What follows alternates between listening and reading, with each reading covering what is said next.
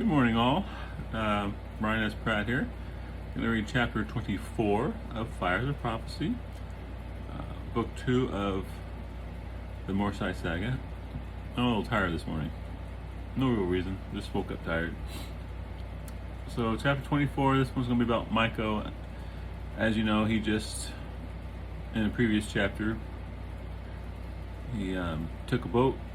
Now he's at the iron mines of Sorna.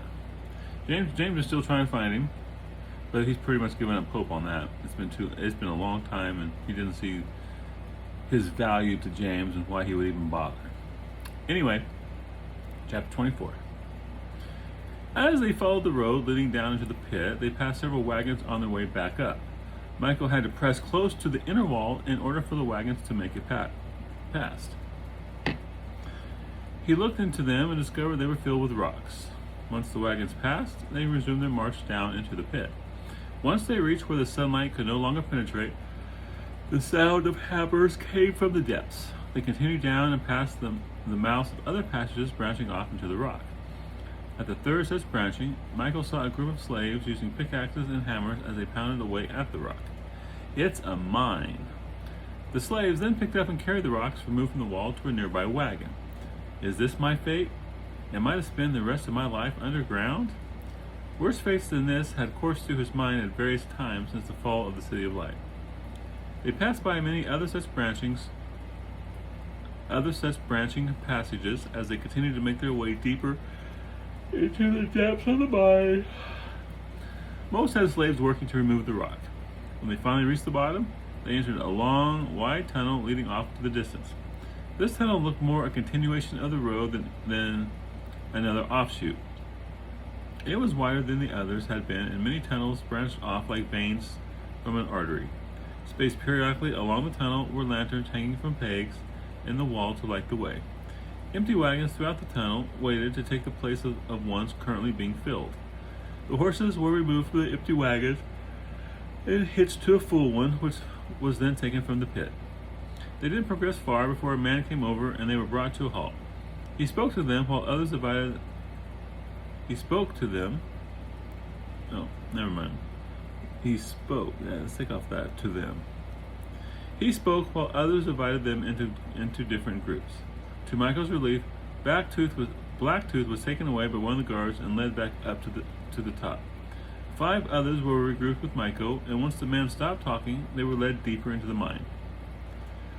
What are they mining? He asked. He asked the guard in charge after passing a group working on the beginnings of another passage. The guard replied, "Iron ore, as you soon will be as well." "You speak my language," he exclaimed. "Of course," the guard said. "There are many here from the north." As they continued deeper into the mine, the tunnel narrowed. The frequency of other branchings That's funny. Oh, the word is telling me that branchings is not a word. Diminished the farther they went. The guard spoke again, alternating between the Empire's language and that of the Norse. "This is where you will spend the rest of your days. We have only 3 rules here, but they are strictly enforced. First of all, if you try to escape, we will kill you. Second, you will work hard when and where we tell you. If you fail to, you shall be punished." Pausing momentarily in his speech, he had them move over to the side as several slaves carried others past. The ones being carried were bloody, and a few were even unconscious, maybe even dead. "What happened to them?" The guard looked at him and said, "Cave in. It happens sometimes.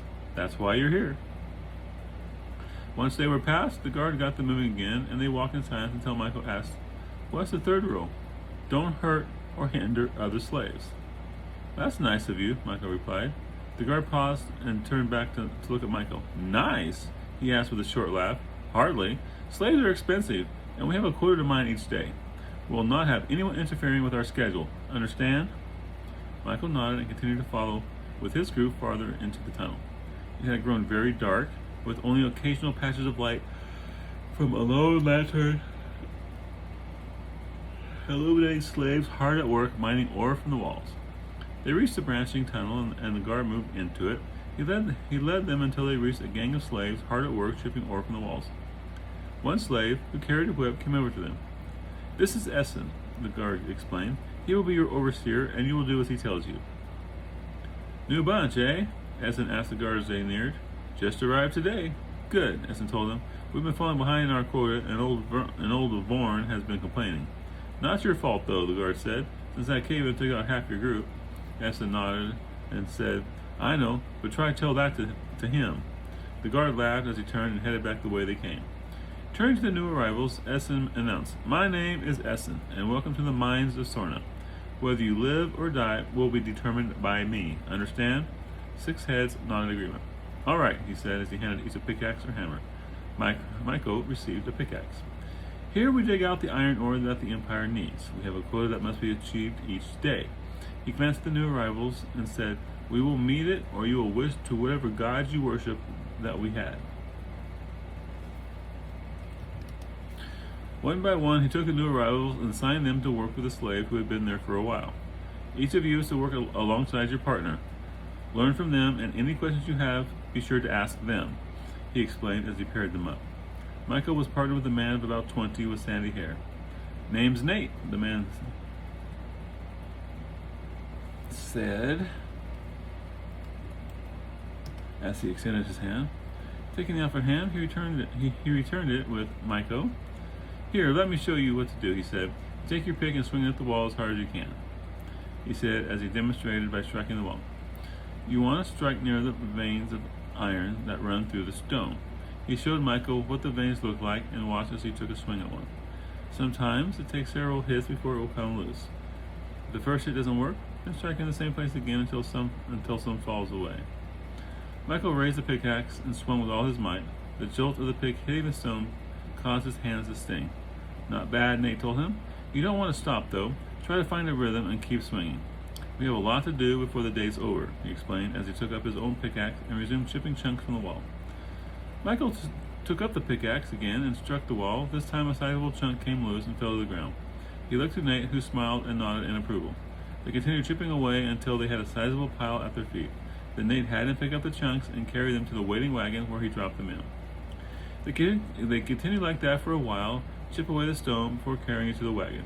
Michael's arms began to tire and his hands grew sore as blisters started to form.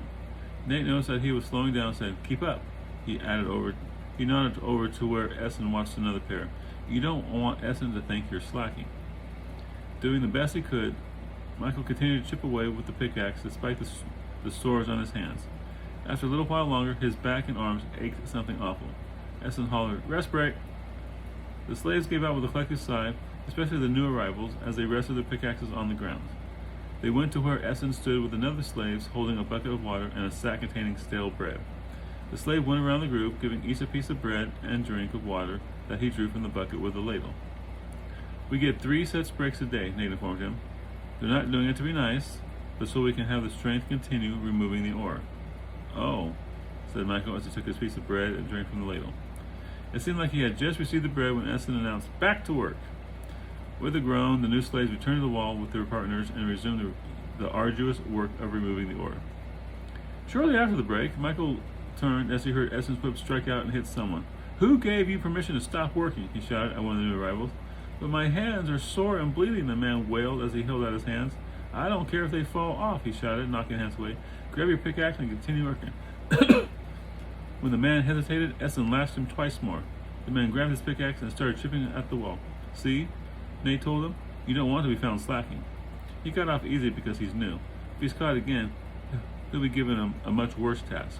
Worse? Asked Michael after striking the wall again. There are always worse jobs, he explained. Don't ever forget that. Certain sections of the mine cave in more often than others. The troublemakers and slackers are the ones who get to work those areas. You understand? Michael just nodded as he continued to wield his pickaxe. As bad as this was, he definitely didn't want to go where it was worse. After a couple more hours of mining, the sores on his hands began to rub raw, and every strike now caused him pain. His shoulders and back felt like they were on fire, their strength beginning to fail. Nate saw how he struggled to continue and said, I'll do this, and you take the rocks over to the wagon, okay? Too tired for words, Michael just nodded in relief and began to carry the rocks over to the wagon. When the group had filled its second wagon since Michael's arrival, Essen announced it was time to head up to the surface. Take your picks with you, he told the new arrivals. Grabbing his, Michael rested on his shoulder and followed Nate as they left the mines for the night. When they first started mining here, Nate told him, they used to have the slaves remain within the mines all the time. But many got sick and died, so they started bringing them out every night, and the sickness went away. Quiet back there, Essen hollered. Whispering, Nate continued, remember worse? The ones at the very deepest end aren't allowed at night. They stay down there a week at a time as punishment if you make it more than a month. A shudder ran through Michael when he thought about having to stay in the mines for days at a time, never seeing the outside or having fresh, clean air to breathe. They made their way back toward the winding road that led to the surface. Other slave groups joined them as they made their way up and out of the mine. Able to breathe fresh air again, Michael began to feel a little better and some of his strength returned. Essen led them to a large, single-story building with many doors spaced along the outside. Coming to one, he opened it up and led them inside. This is where you will spend your nights, he explained as the new arrivals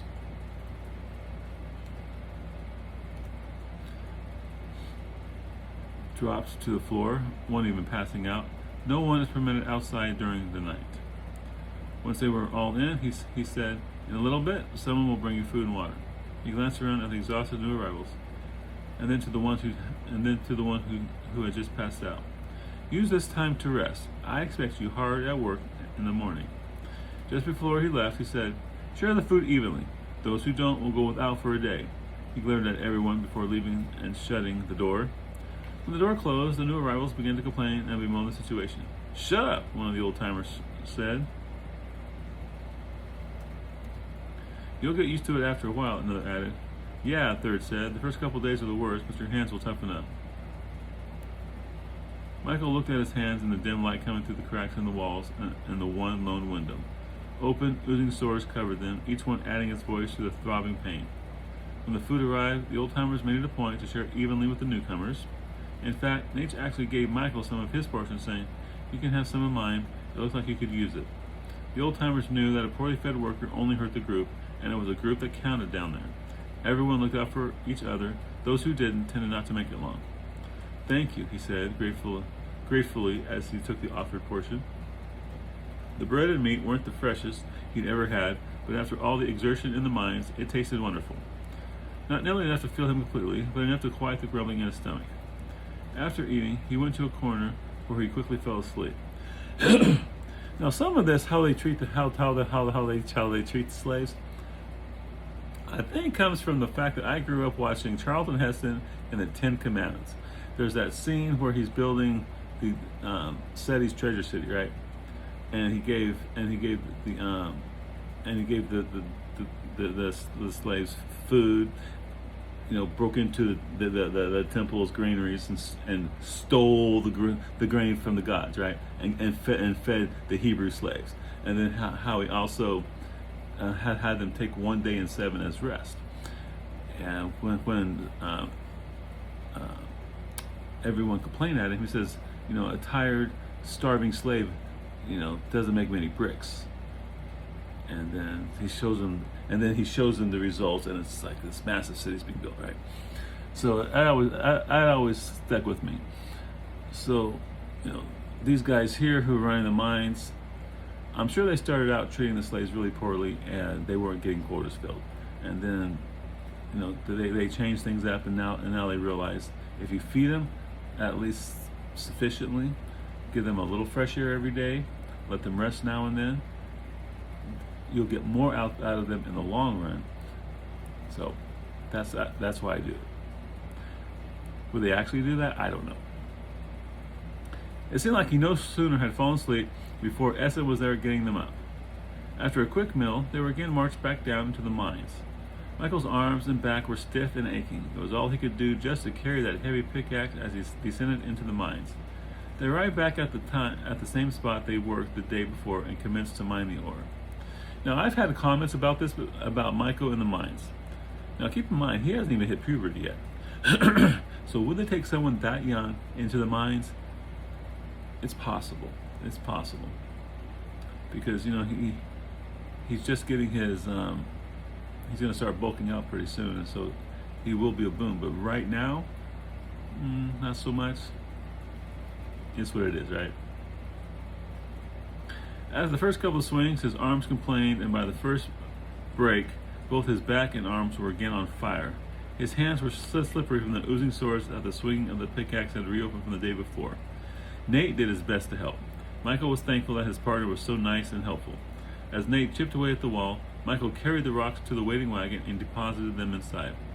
When Essen called for the first break, Michael was dazed and exhausted, even though his day wasn't even half over. When the slave came to give him his bread and water, he at first didn't realize it, but then his eyes focused on who the slave was. Blacktooth.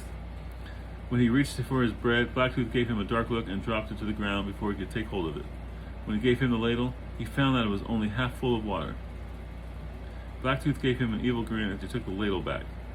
Nate, standing beside him, didn't fail to notice what was going on. After Blacktooth left and the break was over, they returned to mining the ore. You know him? He asked, referring to Blacktooth. Yeah, Michael replied as he carried the rocks over to the wagon. He lost his hand because he tried to attack me one night and the guards cut it off. That's the general rule, he said. I take it he didn't care for you too much then? You could say that. You'll never survive if he only gives you half rations, Nate explained. What should I do? If he does it again, tell Essen. I'll back you up. All right, I'll do that. The rest of the day passed pretty much as the previous one. Their quota was 4 wagon loads a day. And there better not be just rock in there either, Essen kept telling them. At the second to last day of the break, Blacktooth was again the one to bring them bread and water. Michael figured he'd been given that job because the one-handed man was of little use otherwise. When he came to Michael, he gave him another of his crooked grin as he again filled the ladle only half full. Instead of taking it, Michael hollered at Essen, "He's only given me a half ration of water." Blacktooth's smile disappeared as he quickly dipped the ladle back in before Essen had time to come over to see what he was doing. "What's going on over here?" he asked, obviously not pleased at having been disturbed. Indicating Blacktooth, Michael said, "He's only given me half rations of water." Essen spoke to Blacktooth and got a reply. "He says you just want seconds." Nate stepped in and said, "I've seen it. He's been shorting Michael because of an old grudge." Essen looked from Nate, Michael, and then to Blacktooth. Making up his mind, he spoke to Blacktooth and then walked away. Blacktooth gave Michael a dark look, dipped the ladle, and gave him a full measure. Michael took it and said, "Thank you," to him very pleasantly, just to irritate him. "What did Essen say?" Michael asked Nate once they returned to work. He said that if he ever shorted one of his workers again, he'll make sure he lost his other hand. Good, Michael said with malice. He really didn't care much for Blacktooth. Near the end of their shift, there was a rumble from off in the mines, and then someone came running and spoke excitedly to Essen. "Leave your picks, boys," he told them. "There's been a cave-in, and we've been told to go help dig them out." He turned and led them at a quick pace down a side tunnel where dust belched out. They went down a ways and arrived at a spot where the roof had collapsed and had either trapped or killed the men that had been working in the area. They cleared the rubble as fast as they could, sometimes several of them having to work together to move a sizable boulder. Michael worked diligently and suddenly saw an arm sticking out of the rubble. "Someone's under here," he hollered. Everyone converged and worked to clear that section until the body could be removed.